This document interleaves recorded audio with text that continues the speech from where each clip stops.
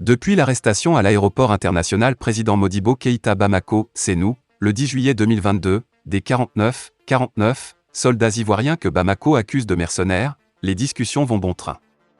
Du simple malien lambda aux intellectuels chevronnés, en passant par des universitaires et des animateurs de radio et de télé, des politiques et surtout des réseaux sociaux, chacun y met son intelligence pour agrémenter le débat.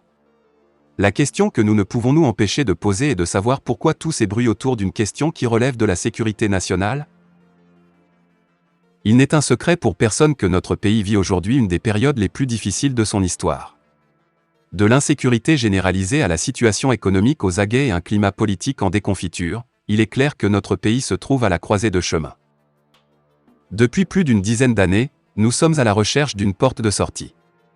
Si avec la rectification de la transition nous semblons trouver un peu le bout du tunnel, il nous paraît aujourd'hui plus qu'urgent mais nécessaire que nous fassions l'union sacrée autour de notre patrie commune pour sauver ce qui pourrait l'être au lieu de nous enliser dans des débats stériles parfois même contre-productifs.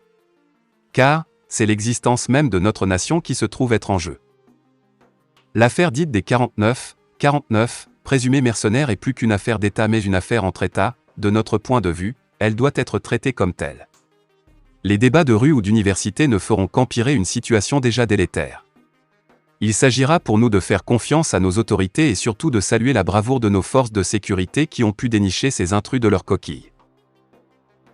Toutefois, ceux qui n'arrivent pas à admettre l'évidence à tort ou à raison, nous leur concédons cette prise de position, nous admettons que c'est de leur plein droit.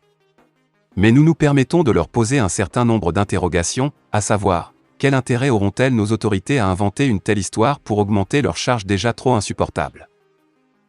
Elles n'ont pas fini avec les crises qui l'opposent non seulement à la communauté internationale à travers la France et la communauté économique des États de l'Afrique de l'Ouest, CEDEAO, mais à la classe politique et également la situation sociale qui est une bombe à retardement. Nous nous demandons pourquoi voudront-elles en rajouter une autre? En tout état de cause, nous osons penser que si ces militaires avec leurs armes parvenaient à échapper à la vigilance des responsables sécuritaires, nous n'allions pas eu ce temps de tergiverser et de s'enliser dans des débats stériles. Une chose est sûre, de par leur manière de fouler le sol de notre territoire, c'est que ces gens, peu importe d'où ils viennent, ne sont pas venus chez nous pour le tourisme. Peu importe qu'ils soient des soldats réguliers d'une armée ou mercenaires ou autre chose, il est évident pour tout esprit normal que ceux-ci ne sont pas des enfants de bon cœur. Alors, nous pensons que nous ne pourrons pas être mieux informés que nos services de renseignement. Ainsi, si les suspects sont interpellés, à notre humble avis, il revient aux autorités en charge de notre sécurité d'y faire face sans passion mais aussi sans état d'âme. Donc, il serait très sage pour nous de laisser les professionnels gérer une situation qui ne relève de leur seul ressort. Ainsi donc, il revient à elles de faire face à la situation avec conscience et responsabilité. Fin de la vidéo, merci pour votre attention.